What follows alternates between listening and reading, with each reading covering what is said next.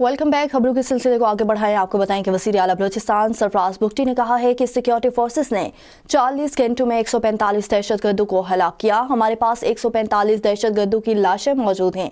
एक साल की कार्रवाइयों में 1500 दहशतगर्द मारे गए। ये कौमियत की जंग नहीं बल्कि सिर्फ दहशतगर्दी की है जंग है। हिंदुस्तान के इमा पर बलोचों को ईंधन बनाया जा रहा है। बशीर ज़ेब समेत इसके तमाम साथी भारत के लिए काम कर रहे हैं। प्रेस कॉन्फ्रेंस करते हुए उन्होंने कहा, BLA कोई रजिस्टर्ड है जो इनसे मुज़ाकरात करने हैं। दहशतगर्द बंदूक के जोर पर अपना नजरिया हम पर मुसलत करना चाहते हैं। दहशतगर्द हमसे धरती का 1 इंच भी नहीं ले सकते। हम हथियार नहीं डालेंगे, 1000 साल तक जंग लड़ेंगे। ऑपरेशन के लिए बलोचिस्तान का कोई शहर या गांव खाली नहीं कराया गया